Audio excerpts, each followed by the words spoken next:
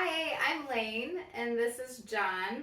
I think many of you already know us, but if you don't, hello. We would like to introduce you a little bit to our story because we have some exciting news that we want to share with you, and we feel like God's been stirring up new dreams and visions for Voices of the World for our projects.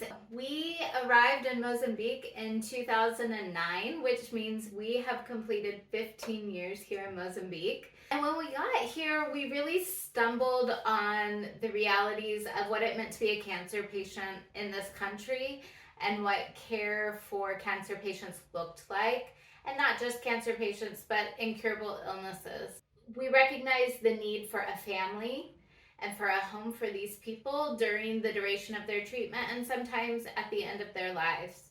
And so for the past 15 years, we have been learning what it means to be a cancer patient in Mozambique, what it means to be a family to a cancer patient in Mozambique, and what it means to sit with someone who is dying. So in those 15 years, we've been able to get integrated into the medical system here.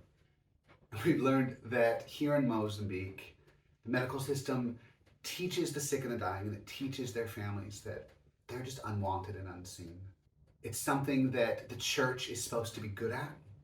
We're supposed to be good at wanting and seeing the sick, the dying, the cast off, the disadvantaged. And we're just not. We were sent by the church 15 years ago to be hands and feet.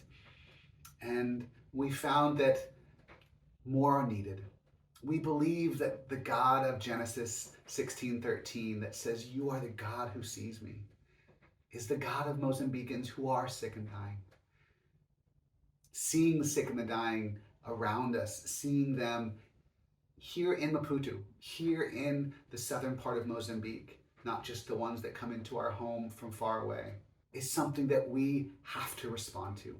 We have to respond to their pleas for help, their pleas to be heard, and their pleas not to be abandoned.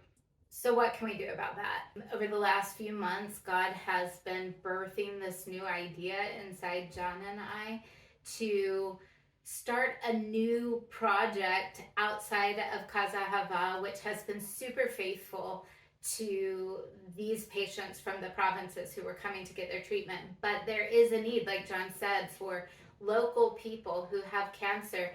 And we now have the expertise after 15 years of doing this that we can support and train and teach people how to be a family, how to care for their own loved ones. We have this dream now of creating a community palliative care center. A palliative care center just means a community and a place where people with serious illness like cancer can come and be attended physically, emotionally, and spiritually. The founder of what we call the modern hospice movement, lady named Cicely Saunders, once said that dying people ask for three things: help me, listen to me, and don't leave me. And that's what this would be. Help me, a place, a clinic even, a place where there's a doctor, a grief counselor, a nurse, a social worker, someone who can actually lay hands on open wounds, who can prescribe medication, who can engage in their expertise, medical expertise. Listen to me, a place where the sick and the dying can come to a room, a garden, a chapel, a church, where we have time and space to hear the voice of the voiceless. Don't leave me, a place, a land, dirt, a location where the sick and the dying and their families come and we tell them, we want you here.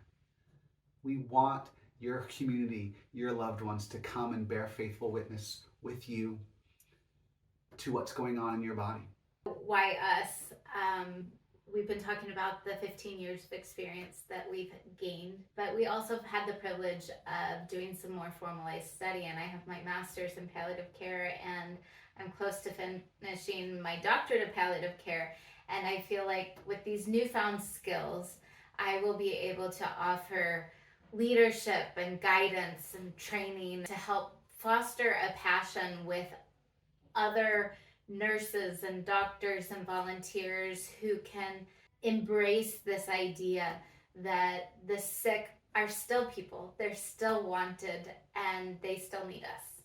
I was able to study Thanatology, which is the study of grief and death and dying. I was able to get certified in Thanatology and as a grief and dying counselor. I would be able to use that to just offer a candle and a voice on that dark road of the soul and spirit when someone is on that hard road of chronic illness or death. And then we ask that the church be a part of this with us.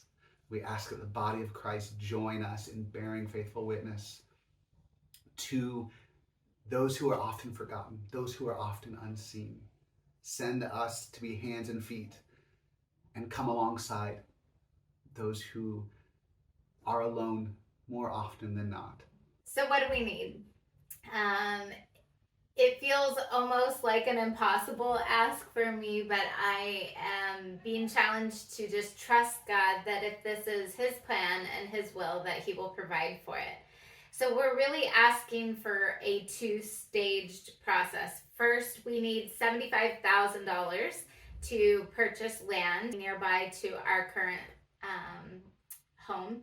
And the second ask would be another $200,000, which would build a beautiful space where we can have this clinic, where we can have the chapel, where we could have an art and movement space, and just a place where people really do come and feel wanted and seen during their last days. It sounds impossible. It sounded impossible 15 years ago to build the home that we have now. So come with us. Come help us do what's impossible. And what seems like one of the most foolish wastes of money is to just throw resources at people who are on that road of death and dying. But that's where Christ asked us to go. Please come.